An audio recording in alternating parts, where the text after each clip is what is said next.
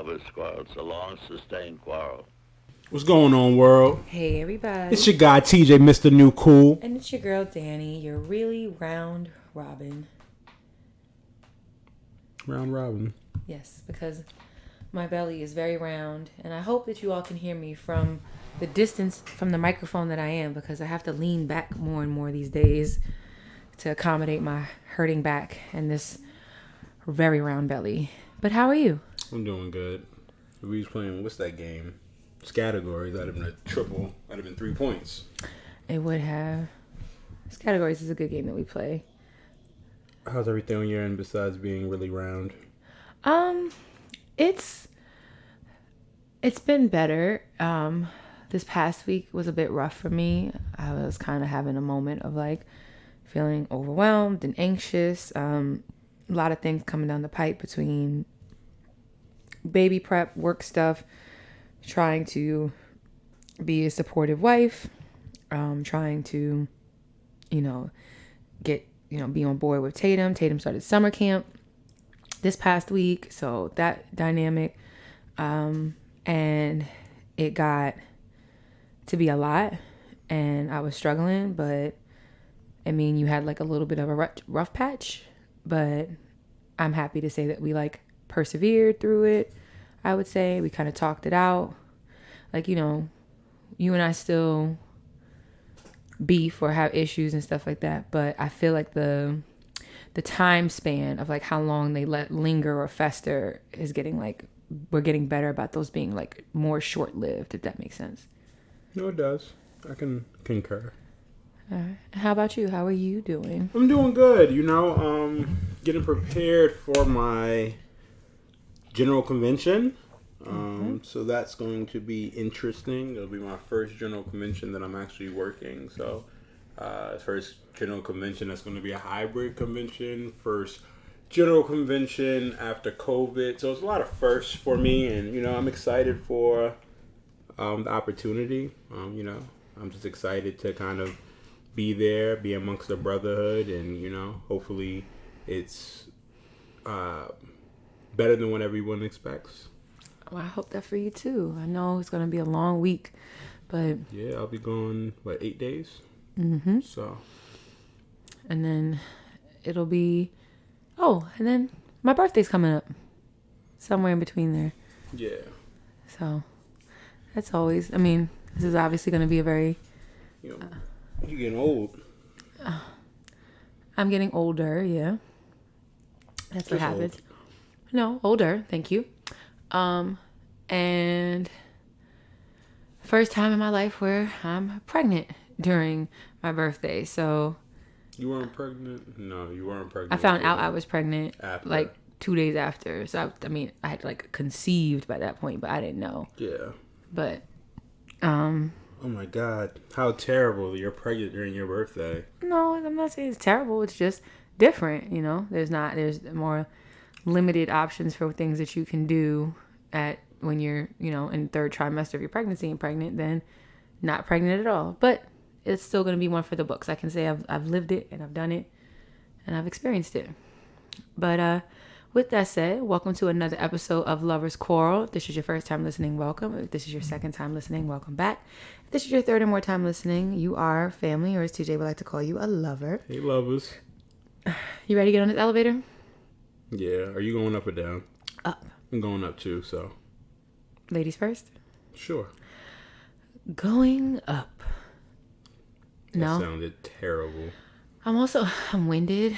Winded from what? Because I've been walking around a lot today. I have on a strapless bra. I know, but what does that have to do with you being winded right now? You're sitting down. I'm winded, and I just ate something, so like I'm full. So like I'm like winded, like my lungs are like compressed easier the bigger I get. I guess. That's okay. I don't know. I'm not pregnant. I can't tell you, so. Well, take my word for it. I'm a little winded. Okay. You got it. Let me try again. Going up. Is that better? That was mid. Oh my gosh. Well, that's all we're getting. And my up for this week, or my raggedy elevator box. Go ahead. Shut the fuck up. So is Miss one Zaila Avantgarde, and she is the Scripps National Spelling Bee champ, 3-time Guinness World Record holder for basketball dribbling of different varieties, and she's 14 years old. I think this popped up towards the end of last week, and it was so beautiful to see. She's the first Black American person to win this National Spelling Bee ever. Because the first Black person was a student from Jamaica, and that was a while ago. But she won on the word. The word was like Maria, or something like that. And she made a little joke, and then she did it, and then she did this like adorable little twirl when she realized she won the whole thing. They had confetti, and the fact that like honestly like the spelling bee was kind of like her. For shits and giggles, like I think I want to do the Scripps National Spelling Bee, and won the whole shit because basketball is her thing. She wants to play basketball at Harvard. The girl is just Black excellence just in a 14-year-old body, and so I'm just it was really nice and heartwarming to see, and it made me happy. And so that's my elevator. What's yours, good sir? So I mean, you kind of touched on it a little bit earlier. I mean, her winning is also. I mean, we do a word of the week, so it's very, it resonates with me. But you talked about Tatum starting summer camp, and she's been very excited. Everybody loves her and knows her, and she's every day she comes home excited and looking forward to the next day. So just to see that, and just to know that she did a year home because of COVID. And she rocked that out, and she did a year. I mean, and now she's going into camp, and then she'll be starting school in the fall. And it's just like my baby's growing up in front of my eyes, and it's overwhelming. So back to another thing was that today being Saturday, so when this comes out, it's gonna be Monday. But on Saturday today, I went to a friend of mine who went to Towson, and he was a football player for Towson, and he self-taught himself how to design. So he's an interactive designer for Tidal, and he self-taught himself design work, and then he worked on like VR, AR, augmented reality, and he had a showcase today, and it was dope spot in Baltimore. And when I was speaking to him, he was just saying like, he could have did it in New York. That's where he lives now. But he's like, it's, everyone is kind of doing it in New York. So he wanted to bring it to his city, and that's why he brought it to Baltimore. So I just thought it was really dope. When you get a chance, check him out. His Instagram is Siege, CEEJ.Vega. And his company is Vega.us, both on IG. I'll put it in the show notes. But he got some dope work that you can see, and you can see the things that he's been doing for Tidal, as well as stuff that he does freelancing. So shout out to my man CJ, and congrats on his art showcase today. So and then my Neo from BA, Morgan State University, he was there as well, and he has his own dispensary in DC. So that's not easy to come by. No, but he's been doing his thing. It's for better living. So I'll also put that inside the show notes. But it's just dope just to kind of see people doing their own thing, and it's just like making their own lane. 20 years ago, having a cannabis shop was taboo. That was like, there's people who did years in jail, life sentences and shit like that for weed, and now to see someone be able to do that, or someone being an interactive designer, like someone self-taught themselves how to design and use images and created their own lane. That's inspiring. So shout out to them gentlemen for creating something. Definitely. Black excellence all around this week. All right. Well, with that being said, let's just go ahead and jump into our relationship tip of the week. Would you like me to go first, or would you like to go first? I'll go first. Okay. So my tip is for relationships, mainly. Can it be used in friendships? It can, but it's definitely for relationships. And it's something that I had to kind of remind myself and utilize. Make time to connect. Dani and I haven't made out in months, and I'm not saying that to be facetious or anything like that, but sometimes you forget the last time you made out with your partner. Kissing is nice. Yeah, but so I had to take it consensually. I even put consensually in like little brackets. Anyway, gosh. But it's my tip is really to make time to connect. Be purposeful with your connections. Again, it's the 5 minutes that we took just to make out was like, oh shit, you know what I mean? You could do that anytime. You could do that any day, and it's just sometimes.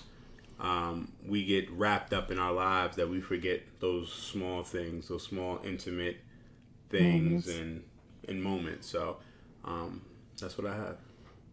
Okay. My relationship tip is to ask for help, but also know when you need to read between the lines, right? We talk about communication on this show and in life, off mic, all day, every day. And, in reflecting on this last week, part of the issue I have is I wait until I'm like drowning, hitting a wall, suffocating before I'll say like I need help, because part of me doesn't like asking for help. Part of me doesn't want to feel like I'm inconveniencing anybody. Part of me is like, and then also part of me is like, how can you not see me struggling? So I say that also say because is that in your relationships you have to be explicit sometimes. You have to directly ask for help or ask for support. However, there are also times when you are on the observing side or the side of the person that isn't doing the asking, and while direct communication or explicit directives are very helpful, we also have to make it a point to be observant and to sometimes look for the context, look for the nuance, and read between the lines and see like, so-and-so is acting differently, or he or she seems a bit more frazzled than normal. Like maybe I'm noticing something here. Let me check in too.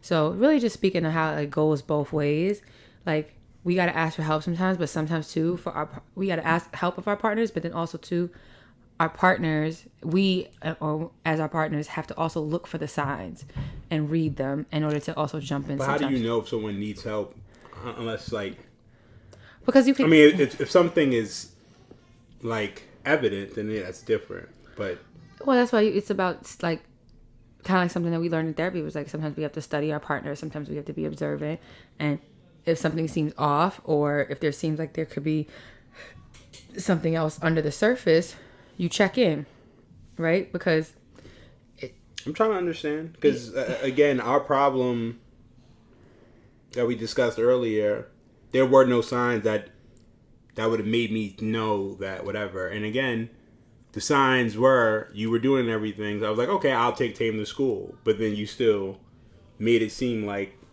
I wasn't assistant or that I didn't pick up the signs. So I'm just inquiring for myself, because I just feel like you can't say read the signs and then, because again, everyone's signs is different. It's not like it's 8:45 and you haven't left the house yet. Then yeah, that's a sign, because she needs to be there by 8:45. But if everything is running the way it normally runs, where's the sign? What sign did I miss? Well, I'm not. You may not have necessarily. I mean, some of it might have been my my affect, my demeanor, my attitude in this case. But sometimes the situations, it could be that like a person, like for you, like one of your tells for me is like if your brow is furrowed, right? Like if your brow is furrowed. And yours is if you huff and puff. Okay, so. But if we're talking, you don't huff and puff. Okay, but that's why sometimes it's about it's just trying to be observant. So if I'm like rattling off like a bunch of things that I have to do, that could be like my, like, I think sometimes when I do that, like sometimes when I think out loud, I'm not intentionally trying to like tell you like I have all these things going on, but because I'm trying to organize my thoughts, that might also be like a thing like, damn, she sounds like she's saying a lot right now. Maybe I should check on her, see if there's anything I could do to take that off her plate. Or, you know, so sometimes like when you come home, you talk about all the things you have to get done. And I'll say, like, even though you may not have explicitly asked me for help in that moment, because sometimes you do and sometimes I do. But even if you haven't explicitly asked me that moment, sometimes I'll say, okay, well, what can I do to help? Or whatever, because I'm kind of like reading in between the lines, like TJ's going through all of this stuff. So it's just, I'm saying that all to say is that in relationships, like, yes, being very direct in your communication about what you need or what help you need or whatever is great, but it doesn't always work that way. So all I'm saying is, no, I'm asking just for my own edification, because it seems as if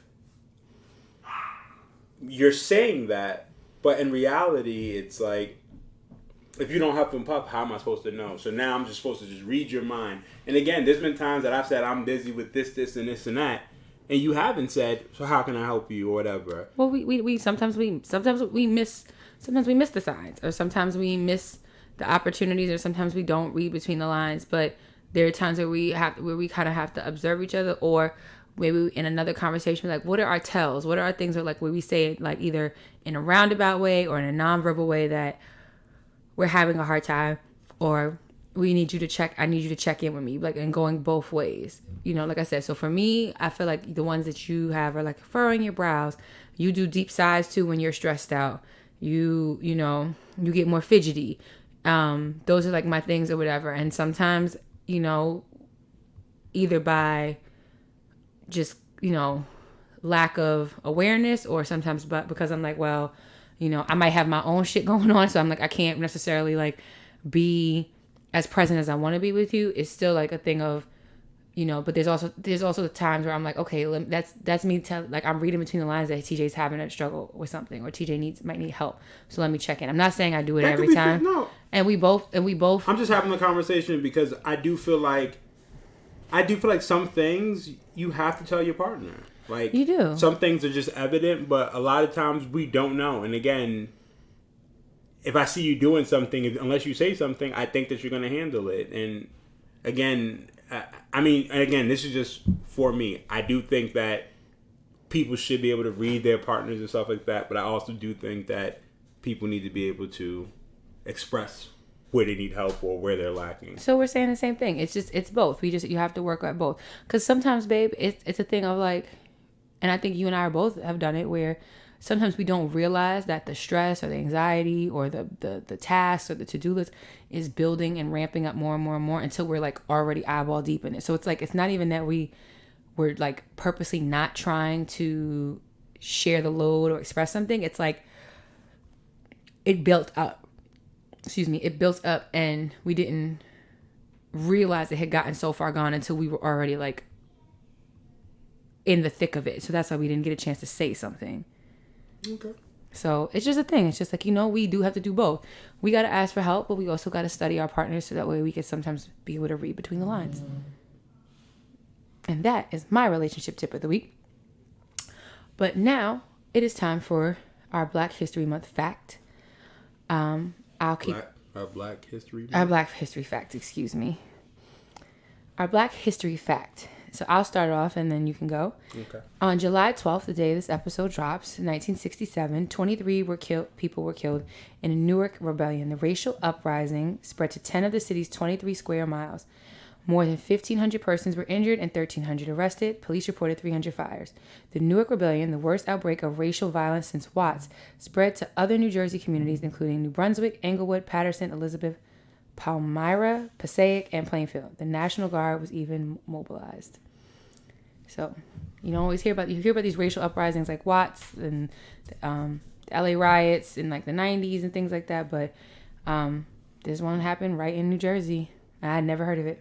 Got you. But that is my Black History fact. My Black History fact is Frederick McKinley Jones, known as F.M. Jones, was an American inventor, entrepreneur, winner of the National Medal of Technology, and inductee of the National Inventors Hall of Fame. His innovations in refrigeration brought great improvement to the long-haul transportation of perishable goods. He also co-founded Thermo King. On July 12, 1949, he was issued patents. His patents were for automatic refrigeration system for long-haul trucks, as well as a starter generator and means operated by a starter generator for cooling a gas engine. So on July 12th, 1949, he had 3 patents. Dope. Amongst the other things that he's also done. So again, I've never heard of him Neither. as a creator, but like I said, you know, black people do amazing things, and they try to take away from us and not give us credit or bury it. But this is stuff that, again, this should be in American history easily. So, you know, they always they hate us because they ain't us. All right. And so now, if I stand corrected, the last word of the week, I did win. You did. So I think I had like 2 in a row. So I'm going to try and see if I can keep the streak continuing. TJ, what is the word of the week? I hope it's the word that Zaila won, because I can remember that one now. I was going to do that, but I'm like, you know. I would know how to spell it now. Yeah. So it is. I'm going to allow Rebecca to It's always Rebecca. Hold on. Sorry, y'all. Fastidious. Fastidious, yeah. No, that means you know it. You said that way too confident. I do know how to spell fastidious. Caring a lot about small details and wanting everything to be correct and tidy. Yes. TJ is not fastidious. But Dani is. Go ahead. Fastidious.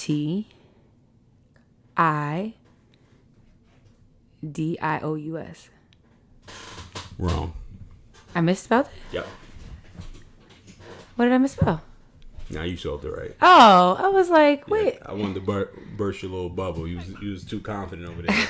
Little cocky boots. I wasn't cocky. Because if you didn't know, you'd have been like, oh. I would have been spelling it out. No, you wouldn't have. You'd have been like, oh. I don't know if I know this one. That's what I'm being honest. I know. Nah. That's how you do it, though. You be acting like coy and because I'm gonna be humble if I don't know a word. But if you know, you're not gonna be humble. I'm not. I'm still humble, but it's not. Shit. I'm not a piece of shit. You're a piece of shit. You're not fastidious enough.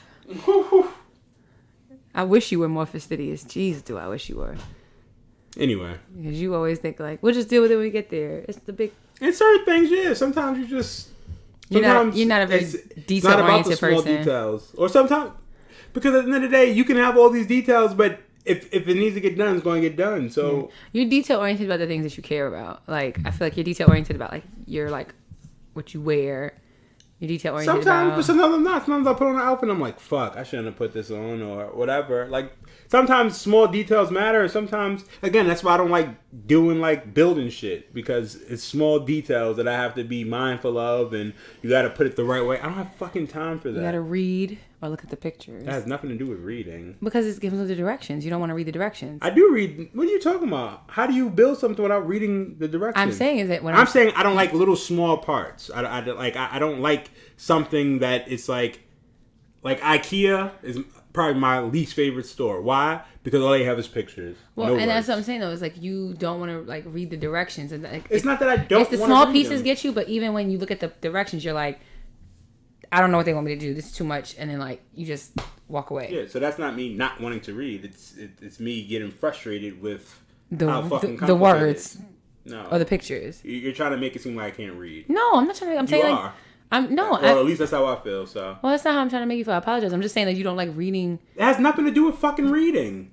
It's not that I do not like to read. I read all the time. I do not like having to read tedious. I don't like having to deal with tedious things. So it has nothing to do with reading. I'm not saying reading in general. I was just saying like reading directions, because like it'd be like if you have to put part A into part B and then turn and get this type of Allen key and this and the other. Like, it's because it's detail oriented. It can be detail oriented. That's what turns you off to it. In addition to the actual like building parts. I'm not trying to say you can't read or nothing like that. I'm just talking specifically about directions like that. The concept of you building stuff you're not a fan of for a variety of reasons. That's all I was trying to get at. Yeah, but you're saying that I don't like it because I have to read directions, and again, it has nothing to do with reading directions. I don't like having to do a million little pieces. All right. But, You got it. I'm not trying to make you feel no type of way. That's not my intention. I don't like to read, y'all. That's not what I said. And you're taking. Okay, I have my theory, but I'll just. What's your theory? It's like, I think you're projecting more than like you're. Like, I'm projecting based off of a false narrative that you just try to put out on me. Yes. You said I don't like to read. I said you don't like to read directions. Okay. I didn't say you don't like to read books. I don't say you don't like to read the news. I just said you don't like reading directions because it ties into the fastidious, it ties into the detail-oriented components of like building stuff. The example you gave. You got it. Okay. Not trying to beef with you, at least not at this juncture in the episode. With that, I won. So there's always that. So congratulations to me. And I hope to continue the streak with next week's episode. But now we're going to get into our quarrel for this episode. And this conversation TJ and I started to have offline, and the focus was about Erica Mena and Safaree, which, if anyone on here is unfamiliar, they are reality TV show celebrities. And they, at least at this present moment, are still married, although they are in the midst of getting a divorce. They have now 2 children together, a daughter who was born, I guess, in the last 2 years, and now a son. And the issue in lies is that they've obviously had a very tumultuous, they've had a very tumultuous relationship with like posts and tweets and negative interactions and hurtful comments and things. And I guess what was said was, what's more recently as far as the optics are, is Erica Mena gave birth to their son in, let's say, within the last 2 weeks. But he was early, and so he has been thus far a NICU baby. And while Erica Mena is sharing her feelings and her posts and her imagery of being a mom in the NICU with her NICU baby, Safaree is spending his time in Jamaica celebrating his birthday. And anyway, so a lot of people have a lot of opinions on things because, they're in the midst of getting divorced, but Erica Mena is posting stuff about him sleeping with other women, which I'm not quite sure if it's the thing of like, is it because like if he's messing with her, if she's upset because she believes that they were messing around prior to them filing for divorce, like the dissolution of their marriage, so he's cheating on her, or just because they're going through all these other things and you're out here like gallivanting. So I wanted to kind of get your thoughts on it as far as like who's right, who's wrong, and where, how they have gone about handling things. Like, where does the ownership lie or accountability lie? Well, I mean, they could have handled it by not posting anything online. I mean, Safaree putting out what he put, he did that for a reason. He wanted a reaction. Which thing? Like, being married was the worst thing I ever did. Oh, worst mistake I ever made. All that other stuff. And then she would respond. So, it just shows the immaturity for them, I would say. As far as the situation, again, I don't know why he's not with his child, but, to me, I would say he's wrong. Because at the end of the day, if my child's in the NICU, that's where I'm going to be. Yeah. Definitely clown assery. Now, again, I don't know if he was already on vacation, but even then, he should have still cancel. Yeah. So, and And it seemed But as far as him moving on, see, I don't agree with that. If I'm getting a divorce, I'm free to, like, if I'm getting a divorce and we're not getting back together, then whoever the fuck I want to mess with, I should be able to mess with. Like, do you think that even if it looks like it's happening, like, even if the timeline looks a little iffy? I say hurt people hurt people. So I think, like, definitely the whole NICU thing. Like, if your child is in the NICU, like, that's where your ass should be. And, you know, some people were saying, like, well, she didn't want him in the delivery room and blah, blah, blah, blah. But my thought on that is, when you are speaking to someone who's been in labor, who's had a child, who's gone through a childbirthing experience, at least one version of it, you want people in the room or in your space that are going to put you at ease, that are going to support you, that are going to be present for you. Because regardless of who you are, regardless of what you've done in your past, like, when you're in the process of bringing life into this world, you deserve to have the people that make you feel as little stress as possible. And if Safaree brought her stress, and they're not in a good place, and he's saying things like, you know, getting married was one of the worst mistakes in my life, and he's running around from city to city, and he's expressed that he didn't want to have another baby with you because he was worried about you getting fat and all that stuff like that. I can see why she wouldn't want him in there now, just because. But even that's just because I don't me. want you in the delivery room doesn't mean that you shouldn't be in the NICU with your baby. My thing is also, if she decided to have a child with him again, and he said all these things, she has to take some accountability. I think, you know, obviously it takes two to make a baby. It takes, and it's while it's her decision about what she's gonna do, as far as with her body and everything. And obviously she opted to go through with this second pregnancy. I think you take ownership of that you chose that you chose a fuck nigga, whatever. But you can't take you can't own the shitty parent or, like, father that he could be. I'm not talking about him being a shitty parent. I'm saying you're mad because of who he is, and he already showed you who he was prior to. Before she got pregnant with baby number 2. He tweeted those things. Mm-hmm. Yeah, he may have apologized and you took him back, but I'm saying he showed you that. Like, you know what I mean? Like, it's documented. The shit that we're watching on Love and Hip Hop right now of him, like, saying no one told him that marriage was and parents. That being a parent was so tough. I agree. No one told me either. And even if someone told me, there's no experience other than the real thing. So someone can tell you, and I've said that before, people could tell you everything you need to know about being a parent, and you have the total opposite of it. So my thing is that when you decide to have a child, another child or someone like that, and then they show you who they are again, you can't, I mean, you could be angry, but you gotta be angry with yourself. She has to take some type of accountability. I think she probably does. I think you might feel foolish, you might feel hurt, you might feel angry, but then I think most of my, like, if it was me, like, most of my feelings would be like rage because, as like a mother, because my child doesn't deserve your ass to kiss. Regardless, like, because ultimately we both did something that made this baby. So regardless of how you feel about me, be there for your child, especially your sick preemie child. And that's the part where, like, you're not going to get a lot of sympathy from me for Safaree, because he, like, you don't know what it's like to be a parent until you're in it, of course. But that doesn't mean that you get to abandon your responsibilities just because you didn't know it was going to be this hard.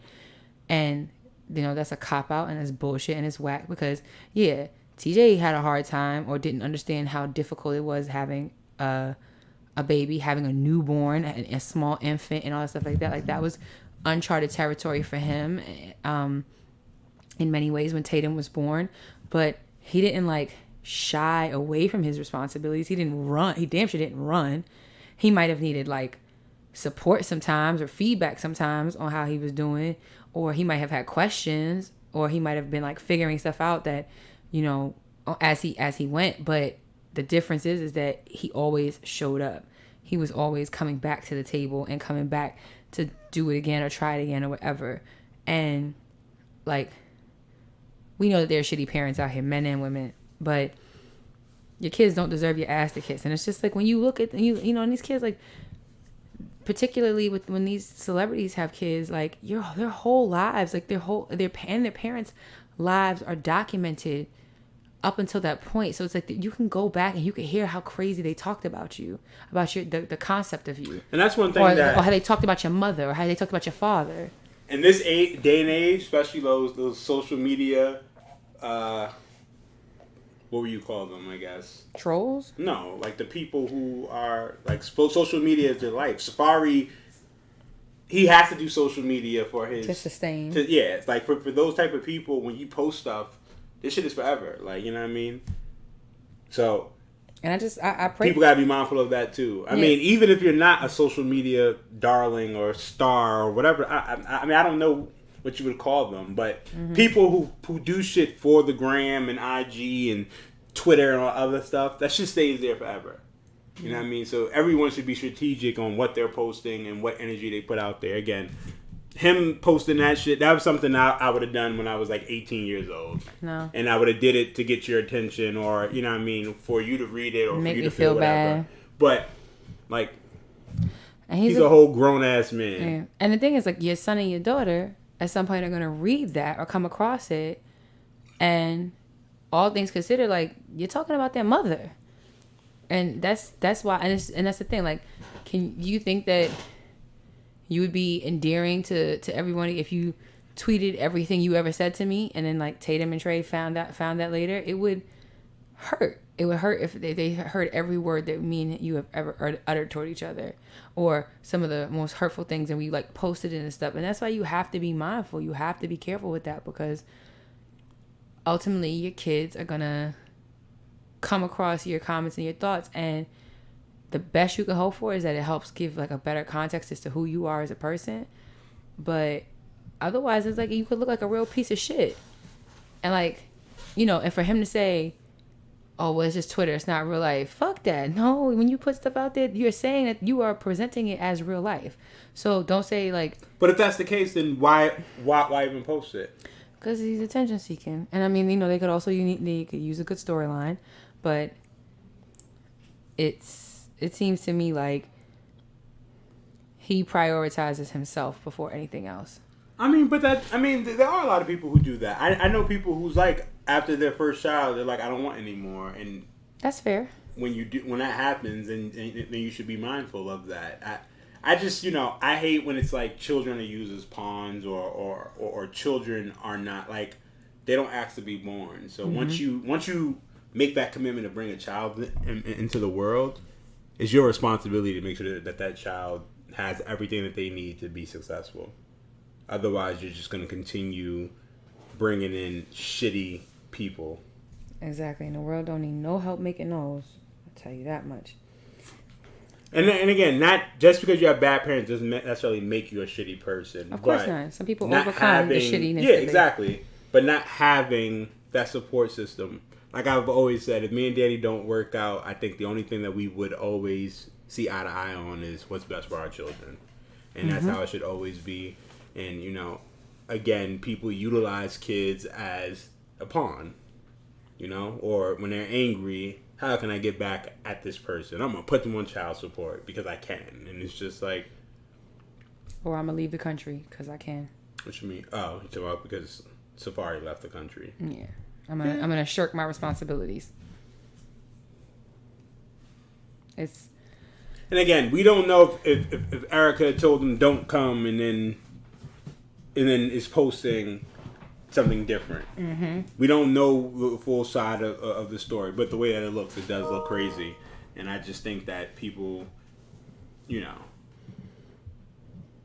I'm not shocked or surprised because it's Safaree, and we've always seen who Safaree was. It's definitely on brand. Yeah, it's just, you know, he's a clown, and it's very clown behavior. Like, especially for somebody who, like, at least based on what we represented, very heavily and consistently, actively pursued Erica.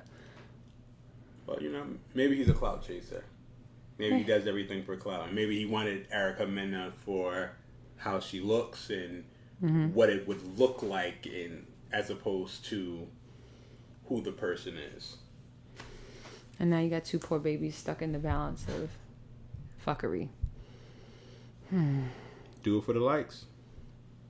Yeah, but babies don't live off of likes, and so it's unfortunate that people who do that, aren't or at least appear not to be prioritizing what matters the most.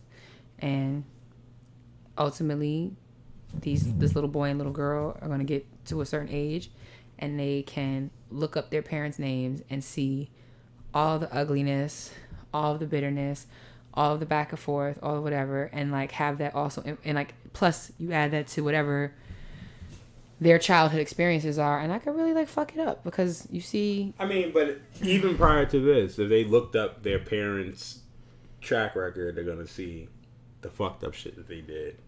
Yeah. Erica Mena wrote a whole book about her escapades.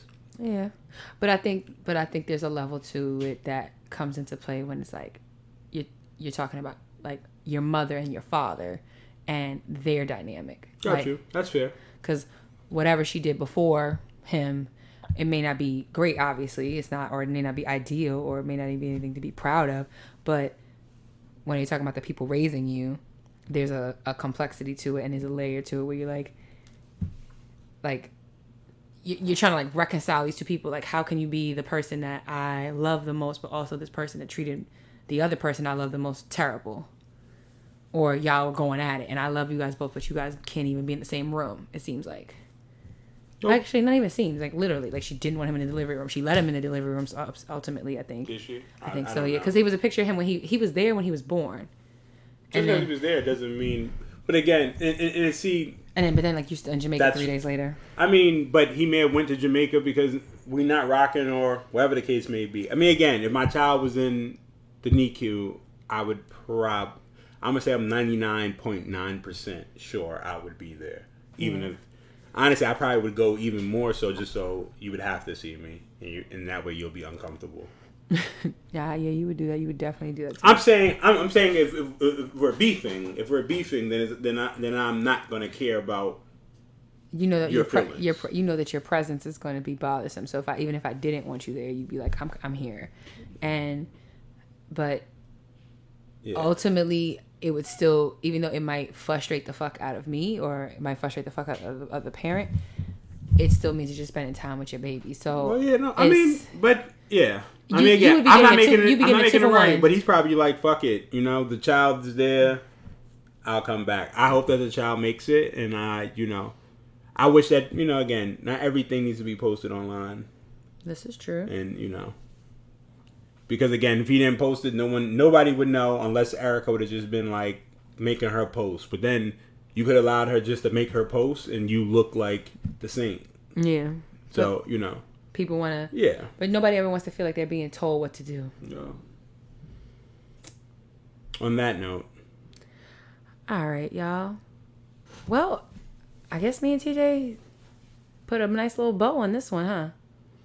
But I think that will wrap up this week's episode of Lovers Quarrel. As always, if you're on Instagram, make sure you follow us at Lovers Quarrel Show. If you're on Twitter, at Lovers Quarrel 7. Or email us your questions, comments, headaches, heartaches, thoughts, and concerns at loversquarrelshow@gmail.com. As always, I am your girl, Dani. And I'm your guy, TJ. And you know that we fuss. We fight, but we love. Bye. Fastidious. You're an asshole. Fastidious. Say bye-bye. Bye-bye.